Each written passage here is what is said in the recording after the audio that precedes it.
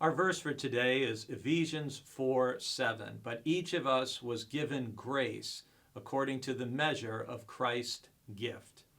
Each of us was given grace. What a wonderful message that is to hear, first of all, that God has been gracious to us, that God has given us a gift.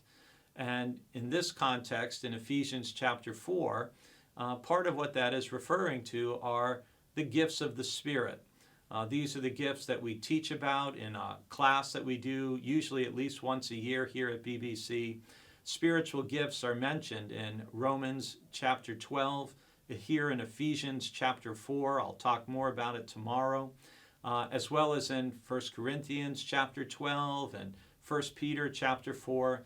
Gifts are things like leadership, administration, service, helps, mercy, these sorts of things.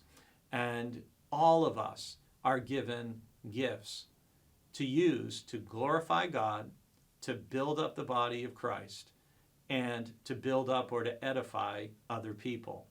When I did my Doctor of Ministry degree program at the Association of Chicago Theological Schools back in the late 1990s, that was back in 1996 to 99, literally another century ago.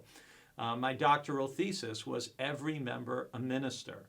And it was based on, in part, this passage from Ephesians chapter 4, the idea that I am the pastor of the church, but we are all called to minister through the gifts that God has given us. I wonder if for any of you watching or listening, if this verse sparks the thought of another passage in the New Testament. One that might come to mind is in Matthew 25, and it's the parable of the talents. In that parable, you may recall, Jesus describes three servants, one who receives 5 talents, one who receives 2, and one who receives 1. And the question is, what do they do with the talents that they're given? Do they put them to use, or do they bury them in the ground?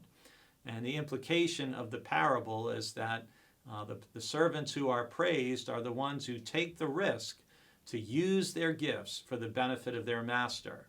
And in a similar way, you and I are to use the spiritual gifts that God has graciously given us, and we are to take the risk of putting them to use in ministry.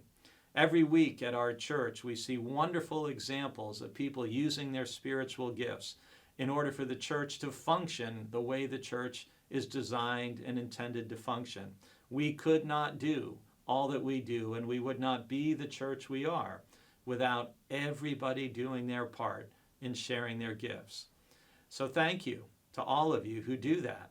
And I pray for those of you, even if you're watching at a distance or if you cannot be with us physically, remember you can always be in prayer for us, and you can always be a source of encouragement through emails, notes, cards, texts.